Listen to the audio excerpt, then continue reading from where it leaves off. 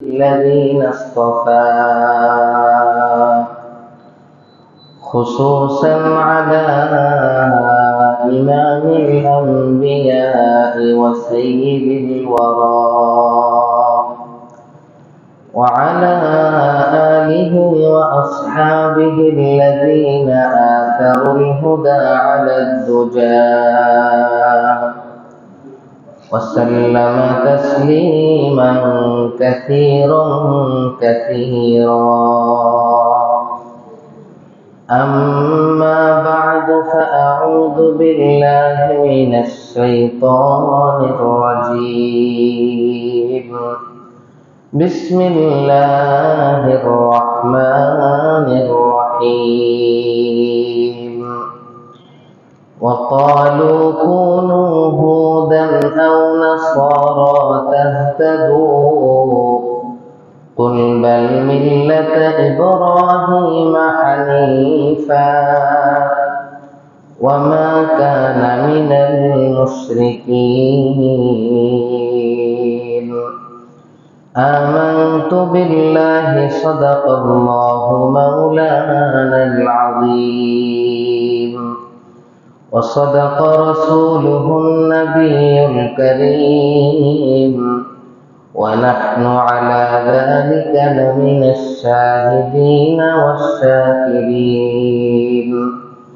والحمد لله رب العالمين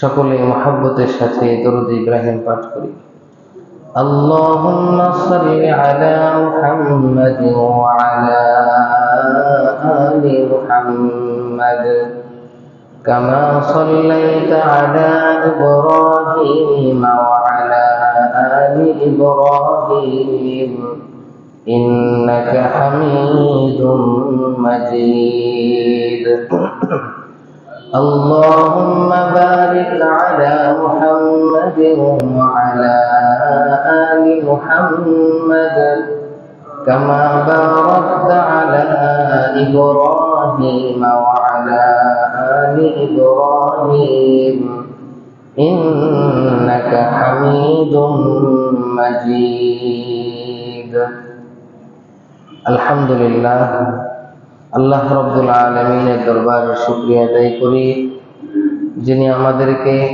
মাঝখানে একটি সপ্তাহের বিরতির পর আল্লাহ রব্বুল আলামিন পবিত্র কোরআনের তাফসীরে বসার তৌফিক দান করেছেন সেজন্য সকলেই শুকরিয়া আদায় করি বলি আলহামদুলিল্লাহ। সম্মানিত হাজিরিন, আমরা গত বছর রমজানের পর থেকে পবিত্র কোরআনুল কারীমের শুরু থেকে সূরাতুল ফাতিহা এবং সূরাতুল বাকারা থেকে তাফসীর শুরু করে আজকে ইনশাআল্লাহ আমাদের এক পারা খতম হয়ে যাবে। একটি পারা খতম হওয়া আমার কাছে অনেক কঠিন, অনেক কষ্টের, এই জন্য আপনাদেরকে বলা। তো সেই হিসাবে আজকে তাফসীর চলছে সূরাতুল বাকারার 135 নম্বর আয়াত থেকে তাফসীর হবে, এক পারার 20 নং পৃষ্ঠায়। আল্লাহ তাআলা যেন আমাকে সুন্দরভাবে শেষ করার তৌফিক দান করে। সম্মানিত হাজিরিন, আমরা বিগত সপ্তাহগুলোতে শুনেছি হযরত ইব্রাহিম আলাইহিস সালাতু ওয়াস সালামের ব্যাপারে। তিনি কাবা শরীফ নির্মাণের পরে 5টি দোয়া করেছিলেন। ইব্রাহিম আলাইহিস সালামের আলোচনা শেষ হওয়ার পরে আমরা এটা জানতে পেরেছি যে মিল্লাতে ইব্রাহিমটাই আমাদের ধর্ম। মিল্লাতে ইব্রাহিমটাই কি আমাদের ধর্ম। এমনকি সকল নবীদের ধর্ম ছিল ইসলাম। সকল নবীদের ধর্ম ছিল, হয়তো নামটা ভিন্ন ছিল, কিন্তু সকল ধর্মের মূল কথা হলো আল্লাহর আনুগত্য করা। আর আল্লাহর আনুগত্য এর আরবি হলো ইসলাম। সকল ধর্মের মূল কথা যদি আল্লাহর আনুগত্য হয়, একনিষ্ঠভাবে আল্লাহর আনুগত্য, আর এর আরবি হলো আল ইসলাম। সুতরাং সকল নবীদের সকল উম্মতের ধর্মই ছিল ইসলাম। আর আমাদের নবী মুহাম্মদ সাল্লাল্লাহু আলাইহি ওয়াসাল্লামের এই মিল্লাতের নাম হলো মিল্লাতে ইব্রাহিম। এই ধর্মের নাম কি? মিল্লাতে ইব্রাহিম। এখন ইহুদি এবং নাসারা, নবীজি সাল্লাল্লাহু আলাইহি ওয়াসাল্লাম মদিনাতে আসার পরে এখানে ইহুদিও ছিল, নাসারাও ছিল। নাসারা মানে খ্রিস্টান। হযরত মূসা আলাইহিস সালামের উম্মত ইহুদিরাও বাস করত, হযরত ঈসা আলাইহিস সালামের উম্মত নাসারা খ্রিস্টানরাও মদিনাতে বাস করত। এই জন্য ইহুদিরা নবীজিকে চাপ দিত যে আপনি ইহুদি হয়ে যান, নাসারারা নবীজিকে চাপ দিত আপনি নাসারা হয়ে যান। এটাই কোরআনে বলা হচ্ছে, ওয়াকালু কুনু হুদান আও নাসারা, তারা বলে তোমরা হয়ে যাও হুদান ইহুদি, আও নাসারা অথবা নাসারা। মানে ইহুদিরা ইহুদি হতে বলে, নাসারারা নাসারা হতে বলে। তাহলে কি হবে? তারা যে ইহুদি হতে বলে, তারা যে নাসারা হতে বলে, যদি ইহুদি কিংবা নাসারা হয়ে যায় তাহলে কি হবে? তাহতাদু, তাহলে তোমরা হেদায়েত পেয়ে যাবে। ওয়াকালু কুনু হুদান আও নাসারা তাহতাদু, তোমরা ইহুদি হয়ে যাও অথবা নাসারা হয়ে যাও, তাহলে তোমরা হেদায়েত পেয়ে যাবে। কুল বাল মিল্লাতা ইব্রাহিম হানিফা ওয়া মা কানা মিনাল মুশরিকিন। আল্লাহ রাব্বুল আলামিন আমাদের নবী মুহাম্মদকে বললেন, হে নবী আপনি তাদেরকে জবাব দিন, কুল, আপনি তাদেরকে বলে দিন, কুল বাল মিল্লাতা ইব্রাহিম হানিফা, না আমি ইহুদিও হব না, আমি নাসারাও হব না। মিল্লাতা ইব্রাহিম হানিফা, আমি ওই ইব্রাহিমের মিল্লতকে অনুসরণ করেছি যেই ইব্রাহিম আলাইহিস সালাম একমাত্র আল্লাহর দিকে একনিষ্ঠ ছিলেন। হানিফা মানে কি? এক আল্লাহর দিকে মনোনিবেশ করাকে হানিফ বলা হয়। বাল মিল্লাতা ইব্রাহিম হানিফা, ইহুদিও হব না, নাসারাও হব না, বরং আমি ওই ইব্রাহিম আলাইহিস সালামের মিল্লাতকে অনুসরণ করেছি যিনি ছিলেন এক আল্লাহর দিকে মনোনিবেশকারী। আমি সেই ইব্রাহিমের মিল্লতকে অনুসরণ করেছি। ওয়া মা কানা মিনাল মুশরিকিন, ইব্রাহিম আলাইহিস সালাম মুশরিকদের অন্তর্ভুক্ত ছিলেন না। কোনো কাজে তিনি শিরিক করেননি, কোনো কাজে তিনি শিরিক করেননি। এই সম্পর্কে অনেক বিস্তারিত কথা আপনারা পূর্বে আলোচনায় শুনেছেন। আজকের কথার মধ্যে তেমন কোনো বিস্তারিত আলোচনা তাফসীরের কিতাবে লেখা হয়নি, এজন্য এই আয়াতের আলোচনা এখানে শেষ। কুলু আমান্না বিল্লাহি ওয়া মা উনজিলা ইলাইনা ওয়া মা উনজিলা ইলা ইব্রাহিম ওয়া ইসমাঈল। সূরাতুল বাকারার 136 নং আয়াত আমি তেলাওয়াত শুরু করলাম। এই আয়াতে কি বলা হচ্ছে?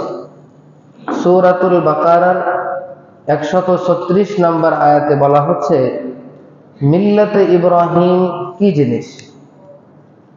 আমাদের নবী মুহাম্মদ যে মিল্লাতে ইব্রাহিমকে অনুসরণ করেছেন, মিল্লাতে ইব্রাহিম বিস্তারিতভাবে বলতে গেলে কি জিনিস, এর পরিচয়টা কি? 136 নং আয়াতে আল্লাহ রাব্বুল আলামিন বিস্তারিত বিবরণ দিয়েছেন। কি সেটা? কুলু, তোমরা বলে দাও, আমান্না বিল্লাহি, আপনারা হিসাব করেন। 1 নাম্বার, আমরা আল্লাহর উপর ঈমান এনেছি। মিল্লাতে ইব্রাহিমের বিস্তারিতের মধ্যে প্রথমটা কি? আমরা এক আল্লাহর উপর ঈমান এনেছি। 2 নাম্বার, ওয়া মা উনজিলা ইলাইনা, এবং আমাদের প্রতি যা অবতীর্ণ করা হয়েছে তার উপর ঈমান এনেছি। তাহলে আল্লাহর উপর এবং আসমানি কিতাবের উপর।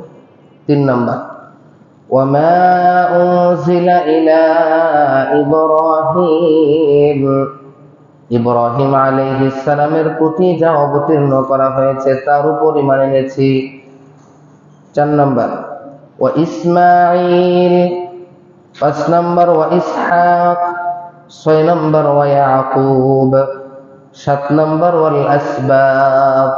তার মানে ইব্রাহিম থেকে শুরু করে ইব্রাহিম আলাইহিস সালাম, ইসমাঈল আলাইহিস সালাম, ইসহাক আলাইহিস সালাম, ইয়াকুব আলাইহিস সালাম এবং ইয়াকুব আলাইহিস সালামের যত সন্তান দুনিয়াতে এসেছে, এদের সকলের উপর যত আসমানি কিতাব নাজিল হয়েছে, আমরা সবগুলোর প্রতি ঈমান এনেছি।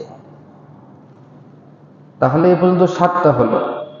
এখন আসে 8 নম্বর, ওয়ামা উতিয়া মূসা, মূসা আলাইহিস সালামকে যে মুআজিজা দেওয়া হয়েছিল তার উপরও ঈমান এনেছি। মূসা আলাইহিস সালামকে দেওয়া হয়েছিল আসা, লাঠি, মুআজিজার লাঠি দেওয়া হয়েছিল। কি দেওয়া হয়েছিল? মুআজিজার লাঠি। আমরা এটার উপরও ঈমান এনেছি। ওয়া ঈসা, এবং ঈসা আলাইহিস সালামকে যে সকল মুআজিজা দেওয়া হয়েছিল এর উপরও ঈমান এনেছি। ঈসা আলাইহিস সালামকে মুআজিজা স্বরূপ দেওয়া হয়েছিল। ঈসা আলাইহিস সালাম যে কোনো কুষ্ঠরোগীর গায়ে হাত দিলেই তার কুষ্ঠরোগ ভালো হয়ে যেত। ঈসা আলাইহিস সালাম আল্লাহর হুকুমে কোনো কবরের পাশে গিয়ে যদি বলতো যে কুম বিইযনিল্লাহ, আল্লাহর হুকুমে দাঁড়িয়ে যাও, তাহলে মৃত মানুষ জীবিত হয়ে যেত। তো ঈসা আলাইহিস সালামকে যতগুলো মুআজিজা দেওয়া হয়েছিল এগুলোর উপরও আমরা ঈমান এনেছি। তাহলে 8, 9, ওয়ামা উতিয়ান নাবিয়্যুনা মির রাব্বিহিম, উতিয়ান নাবিয়্যুন, এছাড়া পৃথিবীর যত নবীদেরকে যতগুলো মুআজিজা দেওয়া হয়েছে সকল মুআজিজার উপর আমরা ঈমান এনেছি। মির রাব্বিহিম, যে সকল মুআজিজাগুলো তাদের প্রভুর পক্ষ থেকে দেওয়া হয়েছিল এ সকল মুআজিজার উপর ঈমান এনেছি। তাহলে সর্বমোট 9টা হলো, তাই না? লা নুফাররিকু বাইনা আহাদিন মিনহুম, আল্লাহ রাব্বুল আলামিন পৃথিবীতে যত নবী দুনিয়াতে পাঠিয়েছেন এই নবীগুলোর মাঝে আমরা বিভেদ সৃষ্টি করি না, ফারাক সৃষ্টি করি না, পার্থক্য তৈরি করি না। উদ্দেশ্য কি? উদ্দেশ্য হলো তোমরা ইহুদিরা, তোমরা নাসারারা কোন নবীকে মানো, আবার কোন নবীকে তোমরা মানো না, এক পর্যায়ে তাকে তোমরা কতলও করে ফেলো। ইহুদিরা যখন কোন নবীকে মানত না, তার শুধু বিরোধিতা করেই ক্ষান্ত হননি, ইহুদিরা ওই নবীকে হত্যাও পর্যন্ত করেছে। এই জন্য আল্লাহ তাআলা এখানে নাজিল করলেন, লা নুফাররিকু বাইনা আহাদিন মিনহুম, তোমাদের মতো কোন নবীকে মানবো কোন নবীকে মানবো না এমনটি নয়। আমরা যারা মিল্লাতে ইব্রাহিমের অনুসারী, আমরা সকল আল্লাহর প্রেরিত সকল পয়গম্বরকে নবী হিসেবে মানি। আমরা কাউকে হত্যা করি না, কাউকে দোষারোপ করি না। ওয়া নাহনু লাহু মুসলিমুন, এবং আমরা একমাত্র আল্লাহ রাব্বুল আলামিনের কাছে আত্মসমর্পণ করি। মুসলিমের আরেকটি ব্যাখ্যা হলো আমরা একমাত্র আল্লাহ রাব্বুল আলামিন যা হুকুম করেন তাই মেনে নেই। তাহলে মিল্লাতে ইব্রাহিমের সর্বশেষ কথা কি? মিল্লাতে ইব্রাহিমের সর্বশেষ কথাই হলো ইসলাম। ইসলাম মানে আল্লাহ রাব্বুল আলামিন যখন যে আদেশ করেন সে আদেশকে মেনে নিই আমরা, এর মধ্যে কোনো রকমের তারতম্য করি না। আমরা যথাসাধ্য আল্লাহ যে হুকুম করেন সেই হুকুমকে আমরা মেনে নেই। তাহলে ইহুদি নাসারারা নবীজিকে ইহুদি হতে বলেছিল, নাসারারা নবীজিকে নাসারা হতে বলেছিল। আমাদের নবী উত্তর দিলেন, না, আমি মিল্লাতে ইব্রাহিমকে অনুসরণ করেছি, তোমাদের মতো যদি ইহুদি হতে যায় তাহলে আমি কোন নবীকে মানবো কোন নবীকে মানবো না। আবার তোমরা খ্রিস্টানরা ঈসা আলাইহিস সালামকে মারতে গিয়ে ঈসা আলাইহিস সালামকে আল্লাহ তাআলা শেষ পর্যন্ত আকাশে উঠে নিয়ে গিয়েছে। এরকম বেয়াদব উম্মত আমরা হব না। ইহুদিদের মতো বেয়াদব তো কোনো জাতি ছিল না, ছিল নাকি?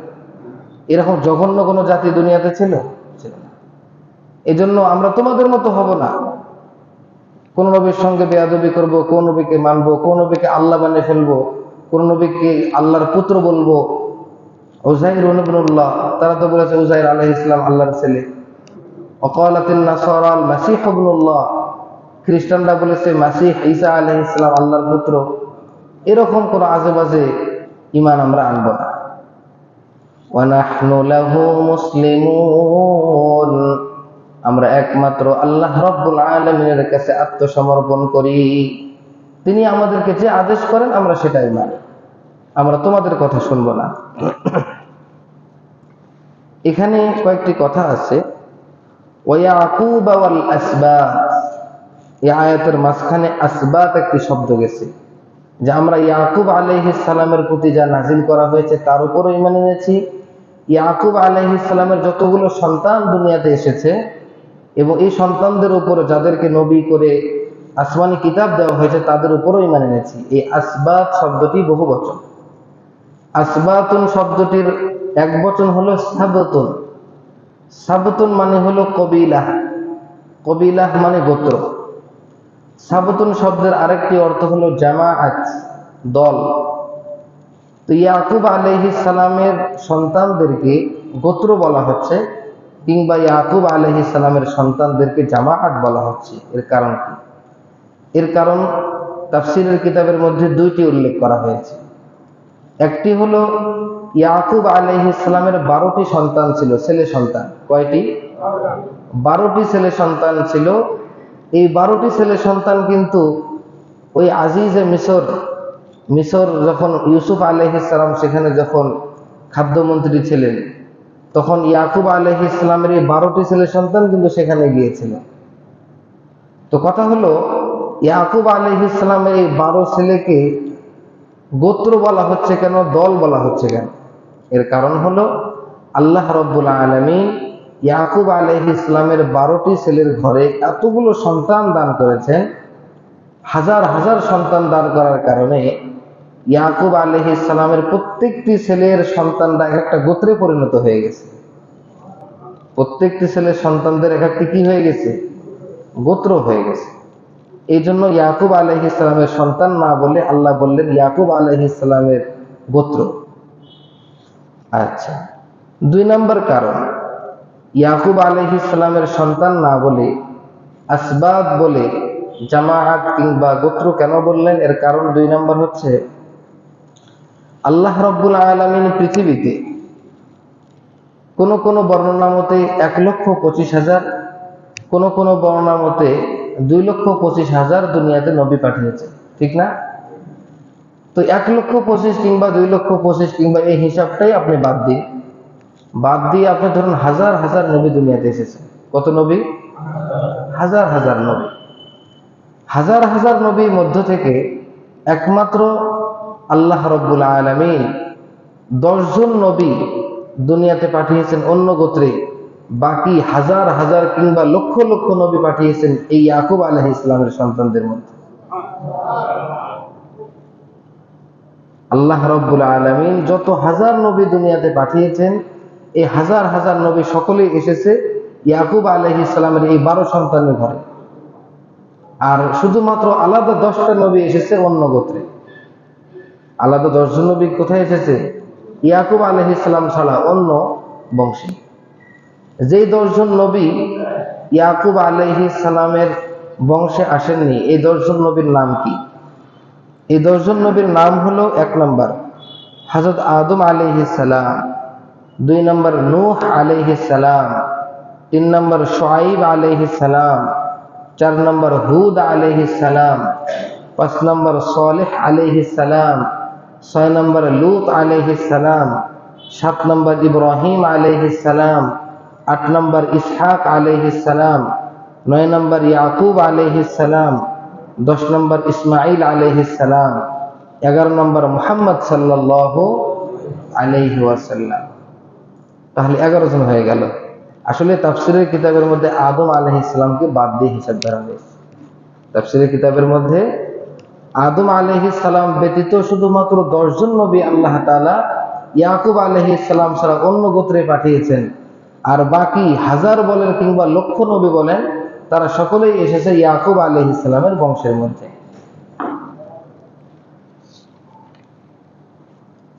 فإن آمنوا بمثل ما آمنتم به فقد اهتدوا وإن تولوا فإنما هم في شقاق فسيكفيكهم الله وهو السميع العليم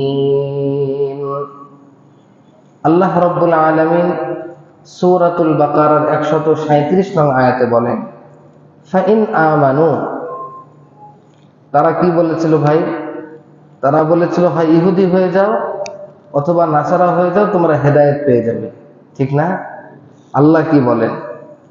আল্লাহ বলেন ফাইন আমানু, যদি তারা ঈমান আনে, বিমিসলি মা আমানতুম বিহি, তোমরা যে সকল বস্তুর প্রতি ঈমান এনেছো এরকম ঈমান যদি তারা আনে, ফাকাদ ইহতাদাউ, তাহলেই কেবলমাত্র তারা হেদায়েত পাবে। আল্লাহ তাদের উল্টা বললেন না? ফাইন আমানু বিমিসলি মা আমানতুম বিহি ফাকাদ ইহতাদাউ, তোমরা যে সকল জিনিসের প্রতি ঈমান এনেছো এই সকল জিনিসের প্রতি কিংবা তোমাদের ঈমানের মতো যদি তারা ঈমান আনে, ফাকাদ ইহতাদাউ, কেবলমাত্র তখনই তারা হেদায়েত পাবে। ওয়া ইন তাওয়াল্লাউ, আর যদি তারা তা না করে, মুখ ফিরিয়ে নেয়, ভিন্ন পথ অবলম্বন করে, ফাইন্নামা হুম ফি শিকাক, তাহলে তো তারা আগেকার সেই বিরোধের মধ্যেই থেকে গেল। ফাসায়াকফিকাহুমুল্লাহ, আল্লাহ রাব্বুল আলামিন তাদের মোকাবেলার জন্য আপনার জন্য আল্লাহ যথেষ্ট। ওয়া হুয়াস সামিউল আলিম, সে আল্লাহ হলো সর্বশ্রোতা এবং সর্বজ্ঞাত। সে আল্লাহ সবকিছু শোনেন এবং সবকিছু জানেন। এটি হলো আয়াতের অর্থ। এখানে গুরুত্বপূর্ণ বিষয় হলো ঈমান কাকে বলে, কোন ঈমানটা আল্লাহর কাছে ধর্তব্য, কোন ঈমানটি আল্লাহর কাছে গ্রহণযোগ্য, এই বিষয়টি সুন্দরভাবে মুখতাসার, খুব সংক্ষিপ্তভাবে আল্লাহ এখানে তুলে ধরেছেন। খুব সংক্ষিপ্তভাবে, কিন্তু এটাই আল্লাহর কাছে গ্রহণযোগ্য ঈমান। আপনি যদি ঈমান আনেন, কার মতো ঈমান আনতে হবে? নবীজিকে বলেছে তারা যদি ঈমান আনে, বিমিসলি মা আমানতুম বিহি, তোমরা যেভাবে ঈমান এনেছো এরকম। নবী মুহাম্মদ সাল্লাল্লাহু আলাইহি ওয়াসাল্লাম এবং নবী মুহাম্মদের সাহাবীরা যেভাবে ঈমান এনেছে তাদেরকে তো বলা হচ্ছে তোমরা যেভাবে ঈমান এনেছো এভাবে যদি তারা ঈমান আনে তাহলে তারা হেদায়েত পাবে। তার মানে ঈমান আনতে হবে নবী মুহাম্মদের মতো, ঈমান আনতে হবে নবী মুহাম্মদের সাহাবীদের মতো। যদি ঈমান নবী মুহাম্মদের মতো কিংবা নবী মুহাম্মদের সাহাবীর মতো ঈমান না হয়, তাহলে কোনোদিন কোনো ব্যক্তি হেদায়েত পাবে না।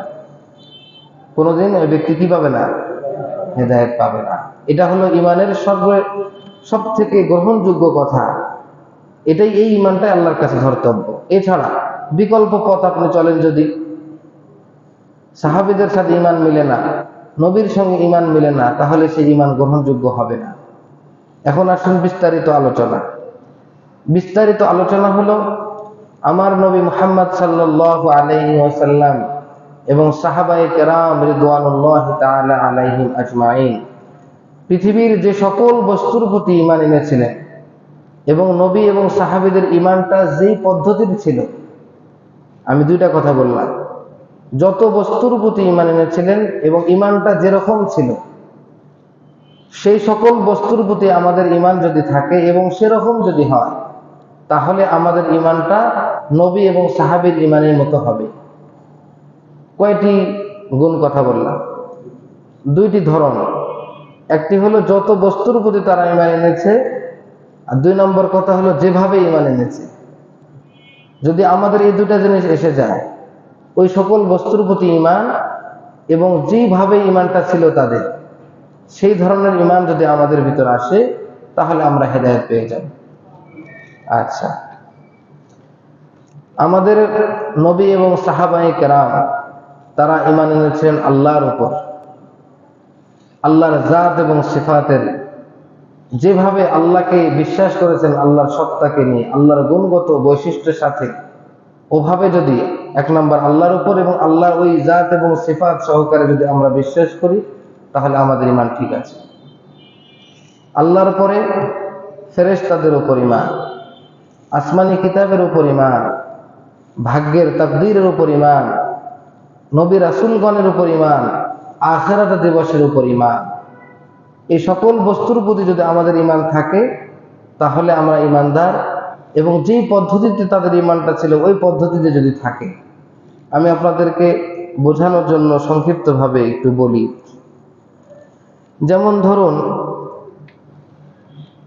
পৃথিবীতে যারা নাস্তিক, নাস্তিক মানে যারা আল্লাহ আছে, পৃথিবীর সৃষ্টিকর্তা একজন আছে এটা বিশ্বাস করে না। তারা মনে করে প্রকৃতি এরকম, প্রকৃতি এরকম হচ্ছে, এরকম হয়, গাছগাছালি হয়, বৃষ্টি হয়। তো যারা আল্লাহ রাব্বুল আলামিনকে বিশ্বাসই করে না, এই লোকের কি ঈমান আছে? এবং তার ঈমান, সে যে বিশ্বাসটা করে ওই বিশ্বাসটা কি নবী এবং সাহাবীদের মতো? তাহলে এই ঈমানটা গ্রহণযোগ্য নয়। আপনারাই উত্তর দিবেন, তার ঈমান গ্রহণযোগ্য না, তার ঈমান গ্রহণযোগ্য নয়। 2 নম্বরে আসুন, যারা মুশরিক, যারা শিরিক করে, তারা আল্লাহ রাব্বুল আলামিনের জাতের সাথে শিরিক করে না, সিফাতের সাথে শিরিক করে। সিফাত মানে আল্লাহর গুণ। আল্লাহর গুণ কি? আল্লাহ রিজিক দাতা। আল্লাহর গুণ কি? আল্লাহ তাআলা আসমান থেকে বৃষ্টি বর্ষণকারী। কিন্তু যারা হিন্দু সম্প্রদায়ের লোক আছে, তারা মনে করে অন্য দেবতাই কি দেয়? বৃষ্টি দেয়, ঠিক না? তো এই যে যারা মুশরিক কাফের, এরা যে আল্লাহ রাব্বুল আলামিনের গুণের সাথে শিরিক করলো, সুতরাং তারা যে বিশ্বাসে বিশ্বাসী, এটা কি নবী সাহাবীদের মতো?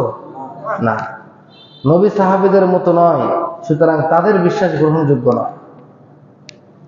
3 নম্বরে আসুন, যারা মুশরিক ছিল মক্কার, সেই যুগের মুশরিক ছিল, তারা বলতো আল্লাহ রাব্বুল আলামিনের যতগুলো ফেরেশতা আছে তারা সকলে আল্লাহর মেয়ে। তারা কি বলতো? তারা বলতো আল মালাইকাতু বানাতুল্লাহ। তারা বলতো ফেরেশতারা হলো আল্লাহর মেয়ে। তারা বলতো ফেরেশতারা আল্লাহর কন্যা, আল্লাহর মেয়ে। এই বিশ্বাস তো আমার নবী কিংবা আমার সাহাবীদের ছিল না।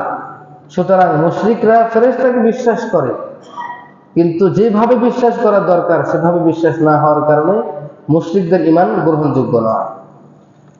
এরপরে আসুন, বিভিন্ন বাতিল ফিরকা বাংলাদেশেও আছে। এক ধরনের বাতিল ফিরকা আছে, তারা বলে নবী রাসূলদের ক্ষেত্রে, তারা বলে নবী মুহাম্মদ সাল্লাল্লাহু আলাইহি ওয়াসাল্লাম তিনি সর্বত্রই হাজির নাজির, সর্বত্রই হাজির এবং নাজির। আরে ভাই, হাজির মানে উপস্থিত হওয়া। সর্বত্রই উপস্থিত থাকতে পারে কেবলমাত্র একমাত্র আল্লাহ রাব্বুল আলামিন, যিনি সবকিছুর উপর ক্ষমতাবান, যিনি এখানেও আছেন, যিনি ছাদের উপরেও আছেন, যিনি ডানেও আছেন, বামেও আছেন। পৃথিবীর সর্বত্রই আল্লাহ বিরাজমান। কিন্তু বাংলাদেশের এক শ্রেণীর বাতিল ফিরকা আছে, তারা নবীজিকে বলে হাজির নাজির, যে নবীজি আল্লাহর মতো সব জায়গায় উপস্থিত থাকেন, সবকিছু দেখেন। সুতরাং এই বাতিল ফিরকা যতই আশিক রাসূল দাবি করুক, আর যতই মিলাদ করুক, যতই কিয়াম করুক, 1 ঘন্টা ধরে নবীর প্রেমের কবিতা গান গাক, ঘন্টার পর ঘন্টা, যতই নবীর আশিক দাবি করুক, তার বিশ্বাস কি? নবীকে আল্লাহর সমকক্ষ বানাইতেছে। আল্লাহর গুণ যেটা, যে সর্বত্র আল্লাহ উপস্থিত থাকতে পারে এবং আল্লাহ সবকিছু দেখতে পারে, এই গুণে নবীজিকে শরীক করতেছে। সুতরাং এই ঈমান, এই বিশ্বাস যেহেতু আমার নবী সাহাবীদের বিশ্বাসের সাথে মিলে না, সুতরাং এই বাতিল ফিরকার ঈমান গ্রহণযোগ্য হবে না। গ্রহণযোগ্য হবে? হবে। এরপরে আসুন, নবীজি সাল্লাল্লাহু আলাইহি ওয়াসাল্লামকে অনেকে বলে আলিম, সবকিছু জানে। আরে ভাই, সর্বজ্ঞাত এটা তো কে? একমাত্র আল্লাহ। এই বিশ্বাস করলেও তার ঈমান গ্রহণযোগ্য হবে না, যতই 5 ওয়াক্ত নামাজ পড়ুক, হজ করুক, কোনো ঈমানটাই গ্রহণযোগ্য হবে না। এছাড়া পৃথিবীতে আরো কিছু দল আছে। এই দল কি বলে? নবী মুহাম্মদ সাল্লাল্লাহু আলাইহি ওয়াসাল্লামকে নবী বলে মানে, কিন্তু নবী মুহাম্মদ সাল্লাল্লাহু আলাইহি ওয়াসাল্লামকে খাতামুন নবিয়্যিন, শেষ নবী মানে না। নবী মুহাম্মদকে কি মানে না? শেষ নবী মানে না। যেমন কাদিয়ানী আছে। কে আছে? কাদিয়ানী আছে। নবী মুহাম্মদ সাল্লাল্লাহু আলাইহি ওয়াসাল্লামকে শেষ নবী মানে না। আচ্ছা, এরপরে নবী মুহাম্মদকে নবী মানে, কিন্তু নবী মুহাম্মদের পরে আরো নবী আছে, এটা না মানলেও সে বলে ইমাম আছে, আল্লাহর পক্ষ থেকে কি আছে? ইমাম আসে। এবং তারা 12 ইমামকে মানে। কত ইমাম? আবার তারা নবীদের মধ্যে প্রকার তৈরি করেছে। কোন নবী জিল্লি নবী, আর কোন নবী হলো বরওয়াজি নবী। কি নবী? বরওয়াজি নবী। বিভিন্ন নবীদের মধ্যে প্রকার তৈরি করেছে। তাহলে নবীর পরে আল্লাহর পক্ষ থেকে ইমাম আসবে, তারা নিষ্পাপ হবে, এই ধরনের কোনো কথা নবী সাহাবীরা বিশ্বাস করে নাই। তাদের ইমানের সাথে এদের ইমান কি মিলবে? সুতরাং এই সকল শিয়া কাদিয়ানীদের ইমান গ্রহণযোগ্য হবে না। তারা যতই নামাজ পড়ুক, এদের ইমান কি হবে না? গ্রহণযোগ্য হবে না। এরপরে আসুন, কিছু মানুষ আছে আখিরাতের দিবসের প্রতি বিশ্বাস করে না। এরা হলো বস্তুবাদী মানুষ। কি মানুষ? বস্তুবাদী। এরা শুধু পৃথিবীর বস্তুগুলোর উপর চিন্তা করে।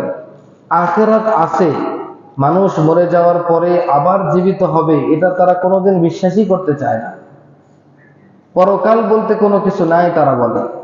সুতরাং যারা আখিরাতের দিবসের প্রতি বিশ্বাস স্থাপন করে না, তাদের ইমান সাহাবীদের ইমানের মতো হচ্ছে না। সুতরাং তাদের ইমানও কি হবে না? গ্রহণযোগ্য হবে না। এই কারণে তারাও কি পাবে না? হেদায়েত পাবে না। কিছু কিছু মানুষ আছে আখিরাতকে বিশ্বাস করে, কিন্তু যেভাবে সাহাবীরা বিশ্বাস করেছে সেভাবে করে না। যেমন যেমন আমরা বিশ্বাস করি আখিরাতের দিবসে প্রত্যেকটা মানুষ নিজের রূহ এবং শরীর নিয়ে হাজির হবে। নিজের যে জান এবং যে দেহ, এটা সহকারে কাল কিয়ামতের মাঠে আল্লাহ তাকে হাজির করবেন, উপস্থিত করবেন। কিন্তু একদল মানুষ আছে, তারা বলে না, পরকাল আছে, কিন্তু পরকালে মানুষ সশরীরে উঠবে না, শুধু রূহের জগৎ থাকবে, রূহ নিয়ে উঠবে, মানুষের দেহ আকৃতি থাকবে না। সুতরাং এই সকল লোক যারা আখিরাতকে বিশ্বাস করলো, কিন্তু যেভাবে নবী সাহাবীরা বিশ্বাস করেছে এইভাবে বিশ্বাস না করার কারণে তাদের ঈমানও গ্রহণযোগ্য হবে না। সুতরাং তারাও হেদায়েত প্রাপ্ত হবে না। এখন আসুন, তাহলে একমাত্র এতগুলো কথা জানার পরে একমাত্র কোন ঈমানটাই গ্রহণযোগ্য? যে ঈমানটা নবী এবং সাহাবীরা যে ঈমানটা পোষণ করেছেন, যে সকল বস্তুর প্রতি ঈমান রেখেছেন এবং যে বস্তুর প্রতি যেভাবে ঈমান রেখেছেন সেভাবে যদি ঈমান হয়, সেই ঈমানটাই গ্রহণযোগ্য হবে। এবং এই ঈমান আনলে ফাকাদ ইহতাদাও, তারা হেদায়েত পেয়ে যাবে। এখন আমার নবী সাল্লাল্লাহু আলাইহি ওয়াসাল্লাম যে ধারায় চলবেন, এ ধারায় যারাই চলতে পারবে না তারাই তো বিরোধী। আমরা যারা আছি এখানে, আমরা যে ধারায় চলি, আমাদের বিরোধী কাদিয়ানী, আমাদের বিরোধী শিয়া, আমাদের বিরোধী সুন্নিরা, ঠিক না?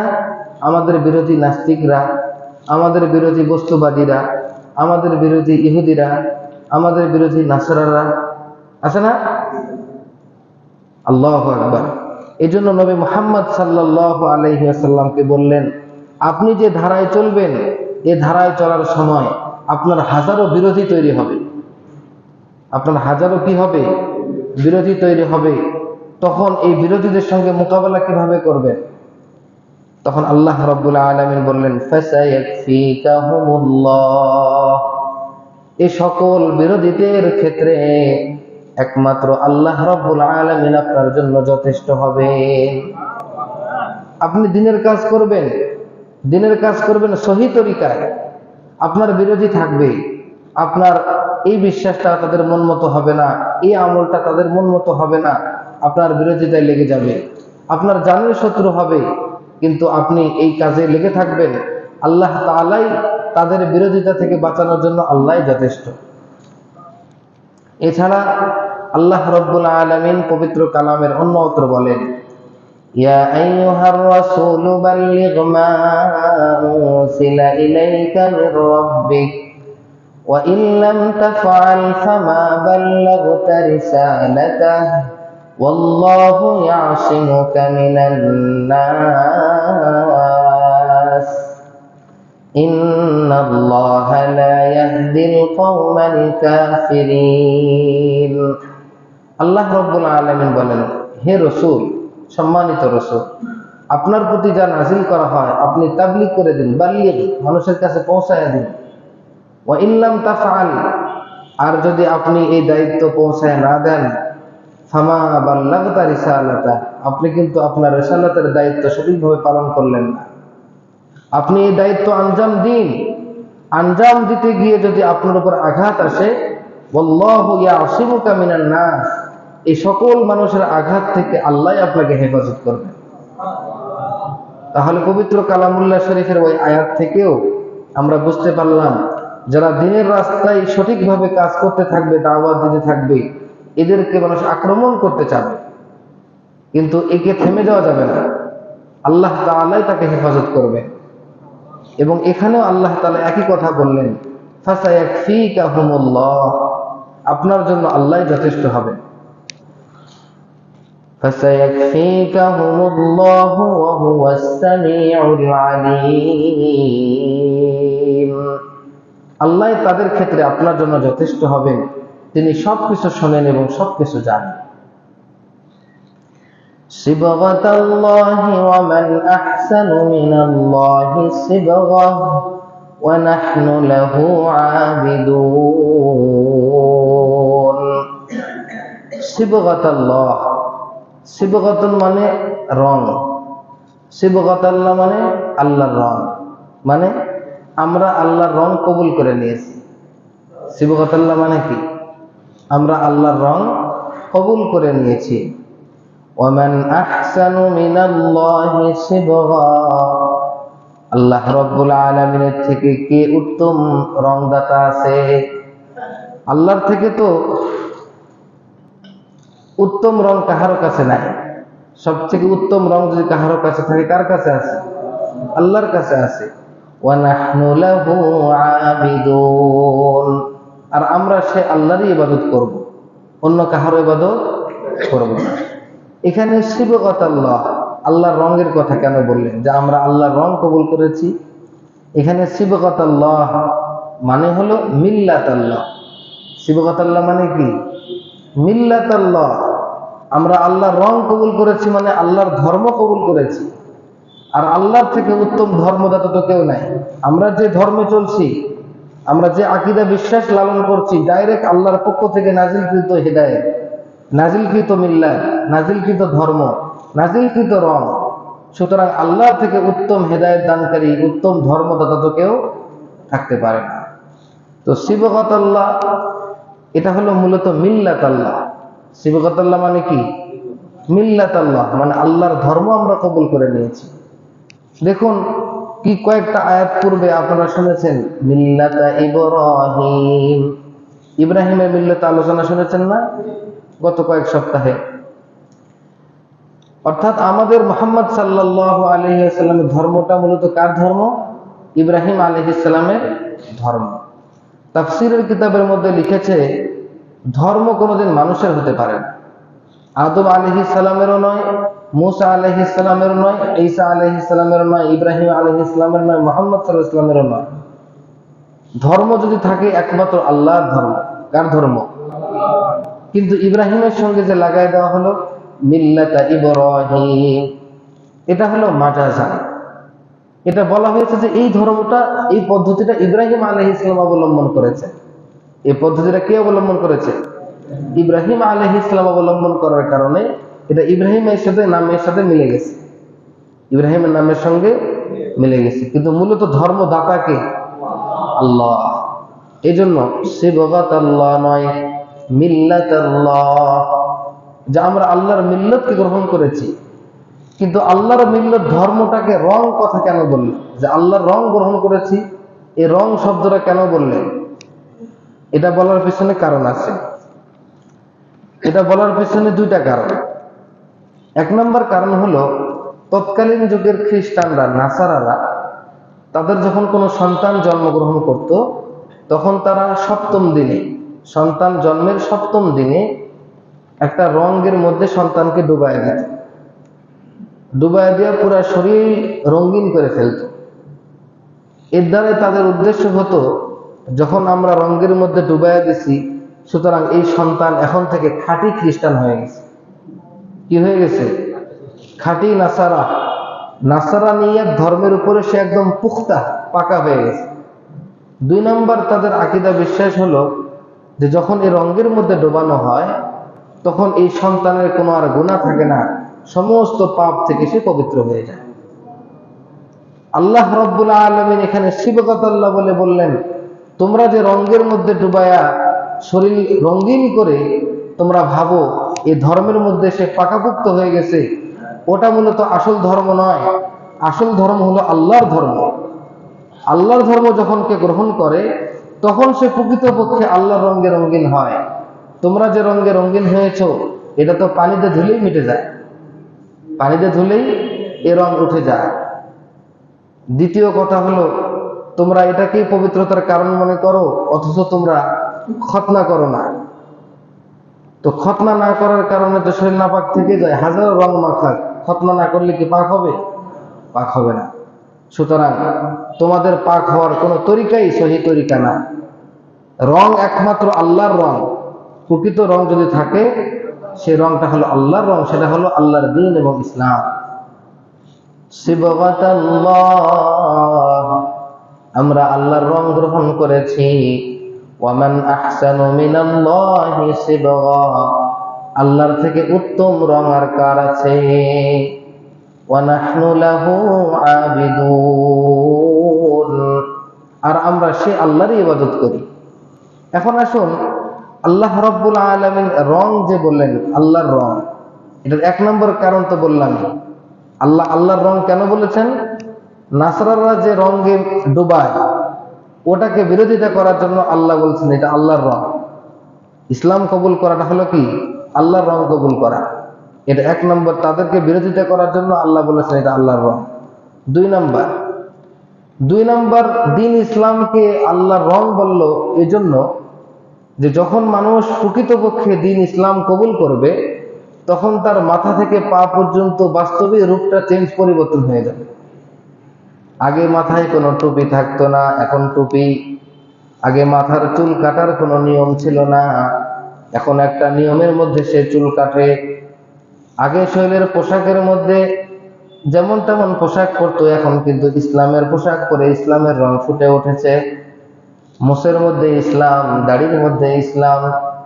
সুতরাং রং যেমনই ভাবে রং মাখলে মানুষকে দৃষ্টিশক্তি দ্বারা দেখা যায় এই মানুষটা রঙিন হয়েছে, আল্লাহ রাব্বুল আলামিনের দ্বীন ইসলাম যদি বাস্তবিকভাবে কেউ কবুল করে, তাহলে তার দিকেও দৃষ্টি করলে মাথা থেকে পা পর্যন্ত আল্লাহর রং ফুটে ওঠে। এই জন্য আল্লাহ রাব্বুল আলামিন বলেছেন, এটা আমার ধর্ম না, এটাও আমার রং। এটাও কি আমার, এটা রং। সিবগাতাল্লাহ, এটা আল্লাহর রং, মানে আল্লাহর ধর্ম। প্রকৃত দ্বীন ইসলাম আমরা কবুল করেছি। আল্লাহর থেকে উত্তম রং আর কার হতে পারে? ওয়া নাহনু লাহু আবিদুন, আর আমরা সে আল্লাহরই ইবাদত করি, দাসত্ব করি। তোমরা যে পথে আছো সেটা সঠিক পথ নয়। কুল আতুহাজ্জুনানা ফিল্লাহি ওয়া হুয়া রাব্বুনা ওয়া রাব্বুকুম, কুল, হে নবী আপনি বলে দিন, আতুহাজ্জুনানা, তোমরা কি আমাদের সঙ্গে ঝগড়া ফাসাদ করছো? ফিল্লাহি, আল্লাহ রাব্বুল আলামিনের ক্ষেত্রে। আমাদের নবীকে বলতে বলা হচ্ছে। ইহুদি নাসারারা বলতো, আমরা ইহুদি, আমরা নাসারা, আমাদেরকে আল্লাহ তাআলা কিয়ামতের দিন কোনো হিসাবে নেবেন না, আর তোমাদেরকে আল্লাহ ক্ষমা করবেন না, এটা বলতো ইহুদি নাসারারা। আমাদের আল্লাহ রাব্বুল আলামিন আমাদের নবীকে বললেন, হে নবী আপনি বলে দিন, আতুহাজ্জুনানা ফিল্লাহ, তোমরা কি আল্লাহ রাব্বুল আলামিনের সম্পর্কে আমাদের সঙ্গে ঝগড়া করছো? ওয়া হুয়া রাব্বুনা ওয়া রাব্বুকুম, ওই আল্লাহ তো আমাদের রব, তোমাদের রব। সুতরাং তোমাদের কি করে মাফ করে দিবে, আর আমাদের কি করে তিনি ক্ষমা করবেন না? এটা কেমন কথা? আল্লাহ তো তোমাদেরও রব, আমাদেরও রব। তোমরা যে কথা বলতেছো যে তোমাদেরকে আল্লাহ হিসাব দেবেন না, ক্ষমা করে দিবেন, আর মুসলমানদেরকে ধরবে, ক্ষমা করবেন না, এটা কেমন কথা? ওই আল্লাহ তো আমাদের রব, তোমাদেরও রব। ওয়ালানা আমালুনা ওয়া লাকুম আমালুকুম, আমরা যে আল্লাহকে মানছি আমাদের আমল করার কারণে এর প্রতিদান আমাদের হবে। ওয়া লাকুম আমালুকুম, তোমরা দুনিয়াতে যা করছো এর প্রতিদান কিন্তু কাল কিয়ামতের মাঠে তোমাদেরই হবে। আমরা যেভাবে চলছি এর প্রতিদান কি হবে? কাল কিয়ামতের মাঠে আমাদের হবে। তোমরা যেভাবে চলছো এই প্রতিদান কাল কিয়ামতের মাঠে তোমাদের হবে। ওয়া নাহনু লাহু মুখলিসুন, আর আমরা একমাত্র আল্লাহর সন্তুষ্টির জন্য মুখলিসুন, একনিষ্ঠভাবে তার ইবাদত করি। সুতরাং আল্লাহ কাকে ক্ষমা করবে আর কাকে ক্ষমা করবে না কাল কিয়ামতের মাঠে দেখা হবে আর কথা হবে। আল্লাহ তাআলা দেখছেন তাদের প্রশ্নের জবাব দিয়েছেন, কিন্তু যৌক্তিকভাবে জবাব দিয়েছেন। যে আল্লাহ নিয়ে ঝগড়া করতেছো, যে আল্লাহ সকলের। আবার আমরাও একটা আমল করতেছি, তোমরাও একটা আমল করতেছো, এই আমলগুলোর হিসাব কিন্তু কাল কিয়ামতের মাঠে হবে। তোমাদের আমলের হিসাব তোমাদের হবে, আমাদের হিসাব আমাদের হবে। আবার অপর দিকে আল্লাহ এটাও বলে দিলেন ওয়া নাহনু লাহু মুখলিসুন, হে মুসলমানরা তোমরা বলে দাও আমরা আল্লাহর জন্য, আল্লাহর সন্তুষ্টির জন্য ইখলাসের সাথে তার ইবাদত করতেছি। সুতরাং আল্লাহর কোনো বান্দা যদি ইখলাসের সাথে আল্লাহর ইবাদত করে, তো কাল কিয়ামতের মাঠে কাকে ক্ষমা করবে? দেখছেন, আল্লাহ ডাইরেক্ট বলেন নাই মুসলমানদেরকে ক্ষমা করবে, কিন্তু যেই যুক্তি দিয়ে বলেছেন এই যুক্তি অনুযায়ী আজকেই কোনো বান্দা যদি এইভাবে আমল করে তো আল্লাহ তাআলা তাকে কাল কিয়ামতের মাঠে ক্ষমা করে দেবে। আম তাকুলুনা ইন্না ইব্রাহিম ওয়া ইসমাঈল ওয়া ইসহাক ওয়া ইয়াকুব ওয়াল আসবাত কানু হুদান আও নাসারা, তাদের পটর পটর ঝগড়া ফাসাদ চলছে। তারা বলতেছে, তারা আবার আরো বলতেছে যে ইব্রাহিম আলাইহিস সালাম, ইসমাঈল, ইসহাক, ইয়াকুব এবং ইয়াকুবের সন্তান এরা সকলেই ছিল ইহুদি অথবা সকলেই ছিল নাসারা।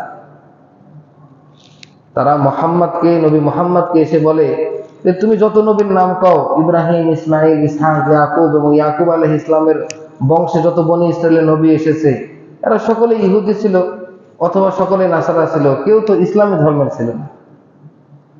হয়তো ইহুদি ছিল অথবা নাসারা ছিল। আল্লাহ রাব্বুল আলামিন বলেন, হে নবী আপনি বলে দিন, কুল, হে নবী আপনি তাদেরকে জবাব দিন, আআনতুম আ'লামু আমিল্লাহ, এই সকল নবীরা যে ইহুদি ছিল কিংবা নাসারা ছিল এই বিষয়ে তোমরা ভালো জানো নাকি আল্লাহ ভালো জানে? আআনতুম আ'লামু, তোমরা ভালো জানো, আমিল্লাহ, নাকি আল্লাহ ভালো জানে? ومن أظلم ممن كتم شهادة عنده من الله, ওই ব্যক্তির থেকে বড় জালেম কে হতে পারে যে ব্যক্তি আল্লাহ রাব্বুল আলামিনের কাছে সাক্ষী গোপন করে। তার মানে হলো তাওরাত ইনজিলে স্পষ্ট বলা আছে এই সকল নবীরা মিল্লাতে ইব্রাহিমের ছিল, এই সকল নবীরা ইসলামের অনুসরণ করেছে। তারা যেভাবে বলতেছে এভাবে নয়। তারা ইহুদিরা যারা বলতেছে এই সকল নবীরা ইহুদি ছিল, খ্রিস্টান ছিল, এরা সকলেই জানতো এই সকল নবীগুলো নবী মুহাম্মদের ধারা, একই ধারায় আছে। তারপরেও নবী মুহাম্মদের কাছে এসে এই কথাটা গোপন করতেছে। এজন্য আল্লাহ বলেন, ওয়ামান আযলামু মিম্মান কাতামা শাহাদাতান ইনদাহু মিনাল্লাহ, ওই ব্যক্তির থেকে বড় জালেম কে হতে পারে যে তার কাছে এসে সাক্ষীকে গোপন করে। লাহা মা কাসাবাত ওয়া লাকুম মা কাসাবতুম ওয়া মাল্লাহু বিগাফিলিন আম্মা তা'মালুন, তোমরা যা করো এ থেকে আল্লাহ উদাসীন নন, আল্লাহ বেখবর নন। সুতরাং তোমরা যেভাবে চলার চলো, নবী মুহাম্মদকে এসে এত বিরক্ত করো না। তোমাদের সবকিছু আল্লাহ রাব্বুল আলামিন খবর রাখতেছেন, জানতেছেন। এখানে যেটা বোঝানোর উদ্দেশ্য এটা হলো অতিরিক্ত ভাবে বিস্তারিত বলার জন্য এই আয়াতটি আবার এনেছে।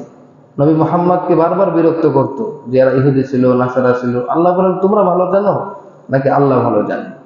এরা জানার পরেও এরা আপনার কাছে এসে সাক্ষী গোপন করতেছে, সত্যটা গোপন করতেছে। সুতরাং তোমরা কি করবা করো, আল্লাহ কিন্তু সব দেখছেন, জানেন। তিলকা উম্মাতুন ক্বাদ খালাত লাহা মা কাসাবাত ওয়া লাকুম মা কাসাবতুম।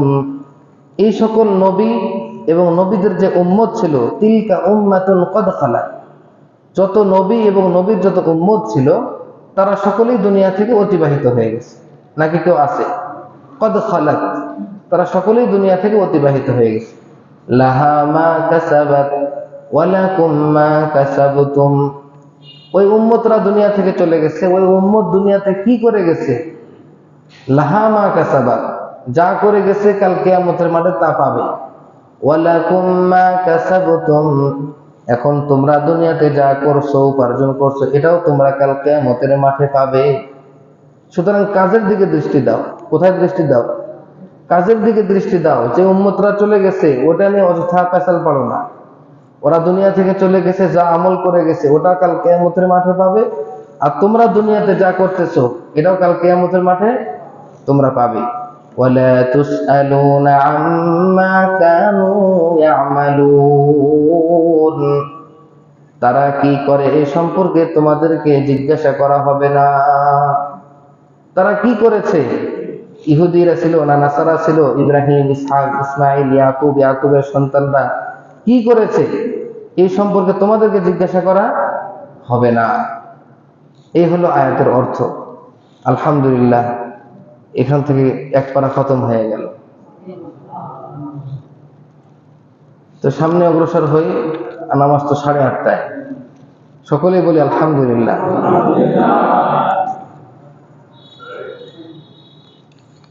এই আলোচনার মধ্যে একটা শব্দ গেল মুখলিসুন। কি শব্দ গেছে? মুখলিসুন। ওয়া নাহনু লাহু মুখলিসুন, আমরা একনিষ্ঠভাবে আল্লাহর ইবাদত করি। মুখলিস কাকে বলে?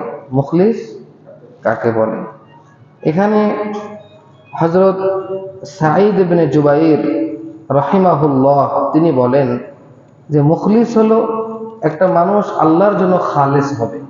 কার জন্য খালেস হবে? আল্লাহর জন্য খালেস হবে। আল্লাহর জন্য খালেস হওয়া মানে এক আল্লাহর সাথে কাউকে শরীক করবে না, এক আল্লাহর ইবাদত করার ক্ষেত্রেও কাউকে শরীক করবে না। আল্লাহর ইবাদতটা যেন খালেস আল্লাহর জন্য করে, কোনো মানুষকে দেখানোর জন্য কিংবা কাহারও প্রশংসার দিকে যেন দৃষ্টি না থাকে। এটি হলো সাঈদ ইবনে জুবাইরের ব্যাখ্যা। আচ্ছা, কতিপয় বুজুর্গানে দিন তারা বলেন যে ইখলাস কাকে বলে? ইখলাস হলো এমন আমল যে সম্পর্কে কোনো ফেরেশতা অথবা কোনো শয়তান, এমনকি কোনো মানুষ টের না পায়। ফেরেশতা, কোনো শয়তান, কোনো মানুষ টের পায় না। একমাত্র আমি যে ইখলাসের সাথে ইবাদত করি একমাত্র জানবে সে এবং তার আল্লাহ। ওই মানুষ এবং কে জানবে? আল্লাহ। অর্থাৎ আমি যে সকল ইবাদত করব, এই ইবাদতগুলো যেন পৃথিবীর কোনো মানুষকে দেখানোর জন্য না হয়, কোনো মানুষ ভালো বলবে না খারাপ বলবে সেজন্য না। আমি একমাত্র আল্লাহর জন্য ইবাদত করব। আমার কোনো ফেরেশতাও দরকার নাই, কোনো জিন দরকার নাই, কোনো শয়তানও দরকার নেই, কোনো মানুষও দরকার নেই। এটার নাম হলো ইখলাস। এটার নাম কি? ইখলাস। আলহামদুলিল্লাহ, এর মধ্যে এক পারা খতম হয়ে গেল। এখন আসে দ্বিতীয় পারায়। দ্বিতীয় পারার আলোচনা হলো সায়াকুলু সুফাহাউ মিনান নাসি মা ওয়াল্লাহুম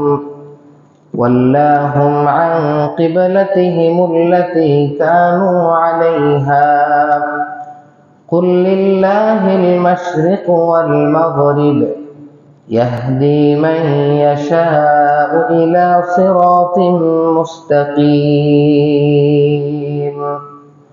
সূরাতুল বাকারার 142 নং আয়াত থেকে দ্বিতীয় পারা শুরু হয়েছে। এই আয়াতের অর্থ হলো সায়াকুলুস সুফাহাউ মিনান নাস, মানুষের মধ্য থেকে কতিপয় বেওকুফ মানুষ, মানুষের মধ্য থেকে কতিপয় বেওকুফ মানুষ তারা বলেছে বা বলবে, দুটাই অর্থ। মা ওয়াল্লাহুম, কোন জিনিস মুসলমানদেরকে ফিরাইয়া দিল, আন কিবলাতিহিমুল্লাতী কানু আলাইহা, যেই কিবলার উপরে তারা ছিল, যেই কিবলার দিকে তাকিয়ে তারা নামাজ পড়তেছিল, অর্থাৎ মসজিদুল আকসা বাইতুল মুকাদ্দাসের দিকে তাকিয়ে নামাজ পড়তেছিল, এই বাইতুল মুকাদ্দাস থেকে কোন জিনিস তাদেরকে ফিরাইয়া দিল? এটা অচিরেই মানুষ মুহাম্মদকে বলবে কিংবা বলতেছে। হে নবী, আপনি তাদেরকে বলে দিন, কুল লিল্লাহিল মাশরিকু ওয়াল মাগরিব।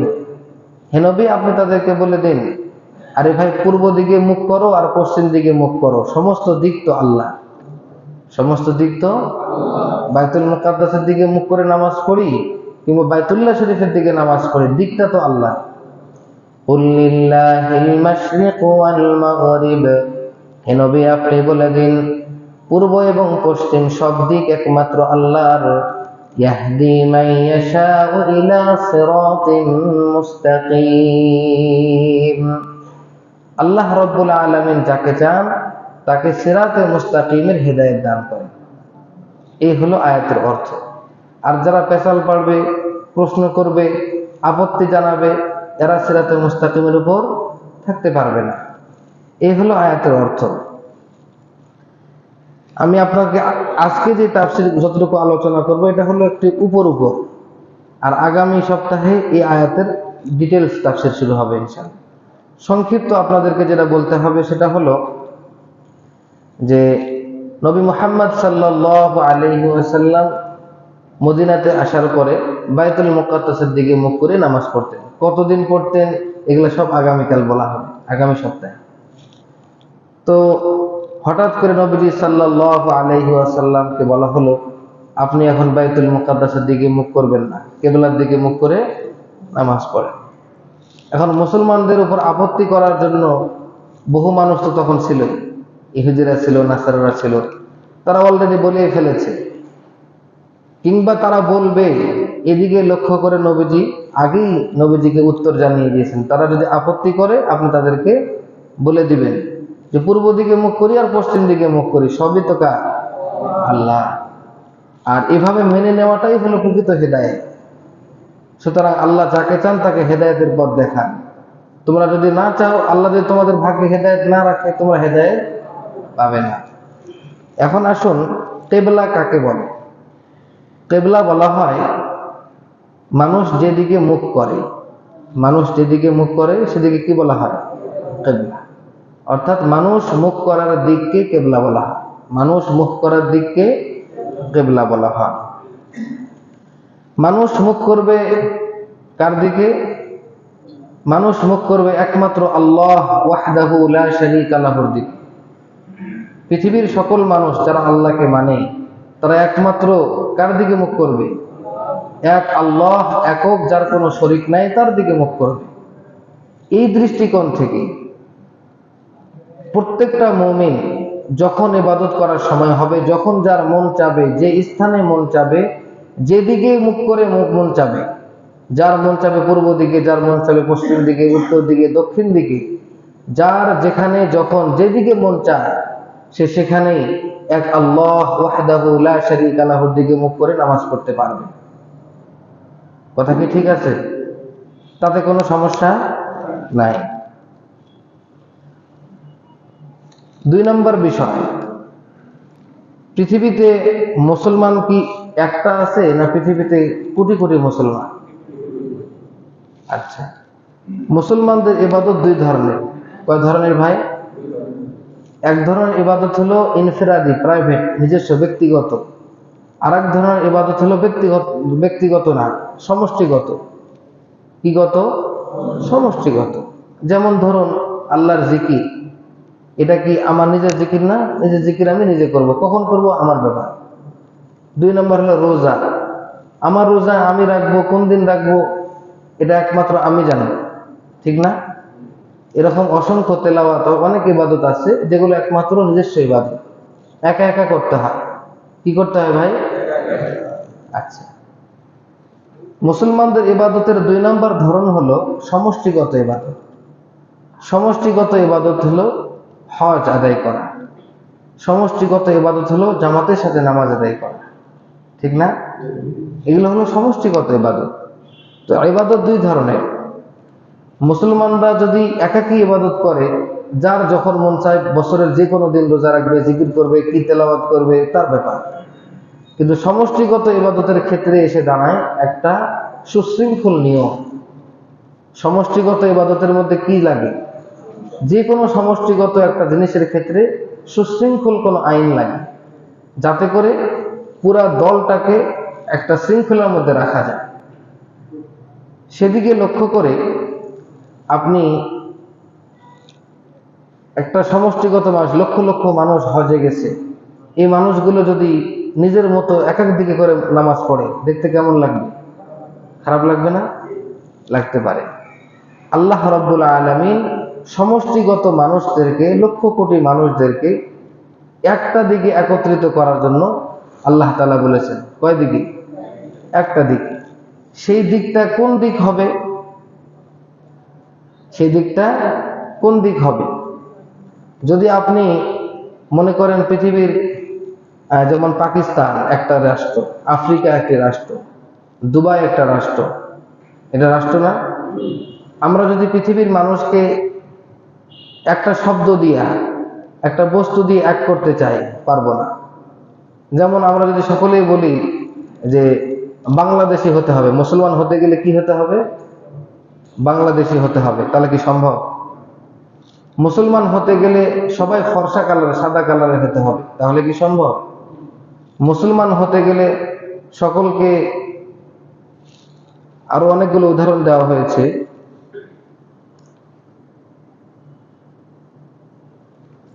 এরকম কিছু বস্তু দেওয়া হয়েছে, রং, ফর্সা, বিভিন্ন এলাকা, ভৌগোলিক এলাকা। এই সমস্ত বস্তুগুলো কারো ইচ্ছাধীন না, ইখতিয়ারি না, এগুলো সব অনিচ্ছায়। একটি মানুষ আফ্রিকাতে জন্মগ্রহণ করে, পাকিস্তানে জন্মগ্রহণ করে, বাংলাদেশে জন্মগ্রহণ করে, নিজের ইচ্ছায় না অনিচ্ছায়? একটি মানুষ ফর্সা কালার কিংবা কালো কালারের হয়, নিজের ইচ্ছায় না অনিচ্ছায়? এরকম কোন বস্তুর দিকে যদি আল্লাহ তাআলা নাম বলতেন, তাহলে সারা পৃথিবীর সকল মুসলমানকে একত্রিত করা সম্ভব হতো, যে একমাত্র সাদা কালারের মানুষরাই মুসলমান হবে। তাহলে কি সম্ভব ছিল? একমাত্র আফ্রিকার মানুষেরাই মুসলমান বলে বিবেচিত হবে, তাহলে কি সম্ভব হতো? না। তাহলে আল্লাহ তাআলা সকল মুসলমানদেরকে ঐক্য পয়দা করার জন্য এমন বস্তুকে বলেন নাই যে বস্তুটা মানুষ ইচ্ছা করে করতে পারে না।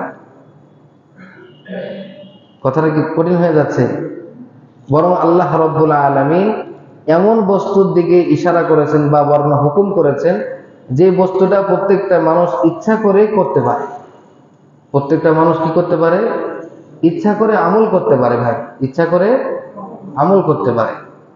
যেমন আমি জামাতের সাথে নামাজ পড়বো, ইচ্ছা করে পশ্চিম দিকে মুখ করে নামাজ পড়তে পারবো।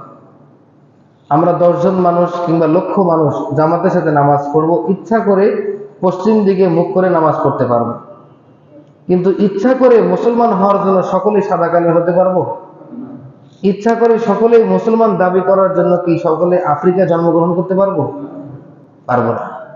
এই জন্য আল্লাহ রাব্বুল আলামিন এমন বস্তুকে, মুসলমানদের সমষ্টিগত আমলের ক্ষেত্রে এমন বস্তুকে দিয়েছেন নিয়ম শৃঙ্খলার জন্য, যে সকল মানুষ যখন আমল করবে তখন সকলেই পশ্চিম দিকে মুখ করে নামাজ পড়বে। যারাই পশ্চিম দিকে মুখ করে নামাজ পড়বে তারাই মুসলমান বিবেচিত হবে। আর এই পশ্চিম দিকটা এত সহজ করে দিয়েছেন আল্লাহ তাআলা, প্রত্যেকটা শিক্ষিত মানুষ, অশিক্ষিত মানুষ, নারী, পুরুষ, দেশি বিদেশি সকল মানুষ এই দিকটাকে বুঝতে পারে, যেটা হলো কিবলার দিক। নাকি এটা বুঝতে কোন লেখাপড়া লাগে? তাহলে আল্লাহ রাব্বুল আলামিন এমন একটা দিক উল্লেখ করেছেন যেটা সকলেই বুঝতে সহজ এবং সকলেই ইচ্ছা করে আমল করতে পারে। পক্ষান্তরে আল্লাহ যদি বলতেন, ওই রূপের কথা বললাম, সকলকে ফর্সা হতে হবে, তাহলে কি সম্ভব ছিল? না। আমি আপনাদেরকে এটা একটু সংক্ষিপ্ত ভাবে খসড়া বুঝাইলাম। খসড়া, সায়াকুলু সুফাহাউ মিনান নাসি মা ওয়াল্লাহুম আন কিবলাতিহিমুল্লাতী কানু আলাইহা। অচিরেই এই বেকুফ মানুষেরা বলবে, কোন জিনিস তাদেরকে বাইতুল মুকাদ্দাস থেকে কিবলার দিকে ফিরায় দিল, যে কিবলায় তারা ছিল সেই কিবলায় বর্তমান নাই। হে নবী, আপনি বলে দিন, পূর্ব দিকে মুখ করা হোক আর পশ্চিম দিকে মুখ করা হোক, সকল দিক একমাত্র কার? আল্লাহ রাব্বুল আলামিনের। সুতরাং আমরা বাইতুল মুকাদ্দাসের দিকে মুখ করে নামাজ পড়ি কিংবা বাইতুল্লাহ শরীফের দিকে মুখ করে নামাজ পড়ি, আল্লাহর হুকুম হয়েছে, আমরা করতেছি। আল্লাহ এমন দিকের কথা বলে নাই যে দিকটা মানুষ আমল করতে ইচ্ছা করে আমল করতে পারবে না। প্রত্যেকটা মানুষ ইচ্ছা করে পশ্চিম দিকে মুখ করে নামাজ পড়তে পারবে। সুতরাং তোমরা যে মানতেছো না ইহুদিদের কেবলা তো ছিল কোন দিকে? বাইতুল মুকাদ্দাসের দিকে। নবী মুহাম্মদ যখন কেবলা ফিরিয়ে নিয়েছেন তখন তো তাদের হিংসায় জ্বলাপলা শুরু হয়ে গেছে। তো যাই হোক, এই আলোচনা যেহেতু আমি গোছালো ভাবে করতেছি না, এই জন্য আপনাদের এটা একটু বুঝতে একটু কষ্ট করা হবে। আগামী সপ্তাহে একদম শুরু থেকে সুন্দরভাবে আলোচনা শুরু হয়ে যাবে। আল্লাহ তাআলা আগামী সপ্তাহে আসার তৌফিক দান করুন।